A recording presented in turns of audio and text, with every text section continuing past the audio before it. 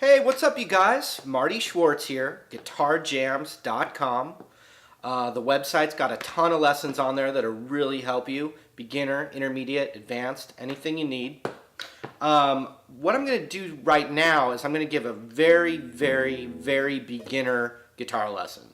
So if you're looking for my scales and mixolydians and Dorians and Locrians and super Locrians and the demented scale and the super demented Locrian scale, this isn't the right lesson for you. It's straight beginner. So I've only got about 400 other lessons on YouTube that you can go to. So for the beginners out there, right, the straight up beginners who have learned, let's say they've learned a couple of chords, all right, I want to talk about just some ways that you can get better with those chords. Just tips that have helped me, because I still remember what it was like when I was a beginner, and sometimes it can be a little overwhelming. It can be a little discouraging in the beginning. Just keep in mind though, once you can get the open chords more comfortably, it's like that's the hardest part, because from there you can play. The better you get with that, you can play a lot of your favorite songs, because they all use the same things over and over. You know what I mean? So let's just, right off the bat, here's what I want to say with the open chords. I'm going to just talk about an E minor chord, an A chord, and a D chord. Those are the ones I like to teach first. So the E minor chord has the index finger on the second fret of the 1, 2, second string down. They call it the fifth string. Don't get confused by that. I'm just saying 1, 2. Second one down. It's called the A string. Index finger there. Middle finger goes down on the second fret of the D string. And you strum the whole guitar. Okay? The next chord, the A chord, is these two fingers kind of stay in the same shape, but you scoot them down a string. So now 1, 2, third string down that way. Index finger on the second fret of that. Middle finger on the second fret of the next string down, and then ring finger on the second fret of the next string down from there. And you strum everything except this top string right here. It sounds like this. Okay? Then the next chord is a D chord. And we're going to take our index finger, second fret of the G string, middle finger on the second fret of the high E string, the last string down that way, and then ring fingers in between them on this B string, which is 1, 2, 3, 4, 5 down on the third fret. And hopefully you can kind of avoid these top two strings and strum everything else. Okay, so those are 3 chords. I'm not really trying to teach you how to play those chords. Hopefully you've been working on them a little bit. If you haven't, you can look them up and spend some time with them. But what I want to talk about is switching the chords better.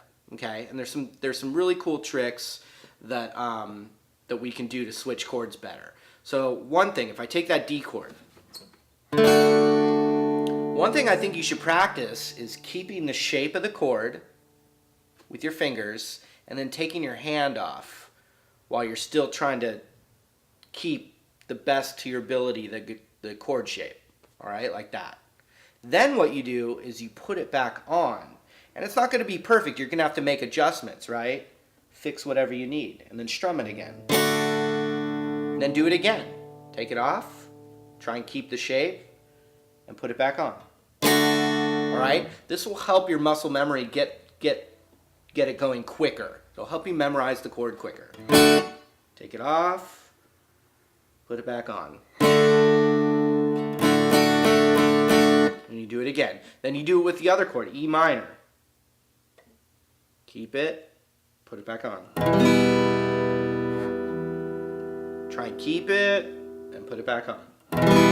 See, these are things that will just get you there quicker. And I've had some great guitar teachers that have helped me learn this stuff, and now the secrets are yours. Same thing with the A chord, any of these chords. Keep the shape, take it off, put it on. So right away, that's going to get it going a little bit quicker. It's not going to be necessarily easy, but just remember all the groundwork that you're laying is for like the rest of your guitar playing forever, basically. You just got to get past that first little hump, and then it's smooth sailing, okay? So another thing I want to talk about is that helps you switch your chords is thinking of one finger of the chord as your like locator or your anchor to the chord. For instance, the D chord. Typically, I think of the anchor or the starting point of the chord as whatever finger is the highest up this way. So with the D chord, it's my index finger on the 2nd fret of the G string right there. Okay? Then, so besides keeping the shape, taking the shape off, and putting it back on, another thing you could do is when you're switching is use that one finger as your starting point. So I put my index finger down on the 2nd fret of this G string here. Then I let the rest of the shape take place afterwards. So I go boom. Okay, I know when I think D chord, boom, my finger right there. Then the rest go in. All right, cool. So that's another thing you can do.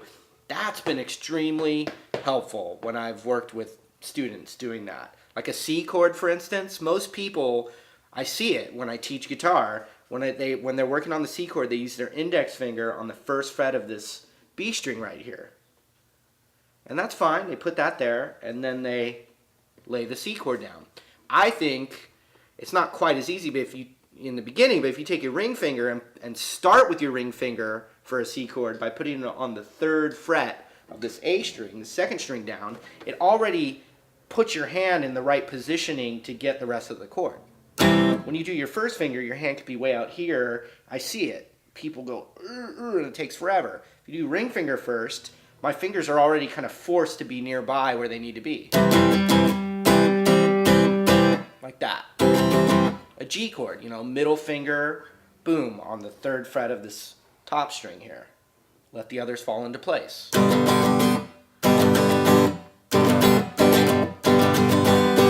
Just like that, okay? These are little tips to try. Now, if you can do those really easily, then good for you. And then you can start working on the funky town on your right hand, you know, because that's going to be a whole nother beast. So we got to program our left hand to get the chord shapes so we can just get that over with and then start getting super funky with this kind of thing, you know.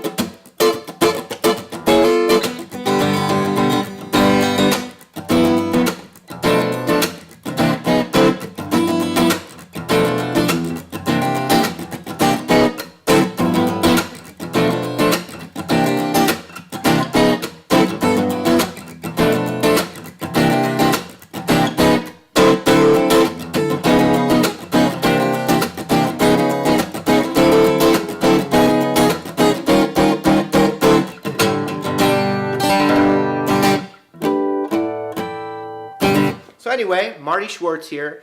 Got a ton of great beginner lessons if you're interested at guitarjams.com. You can even try it out for 3 days for free, no strings attached.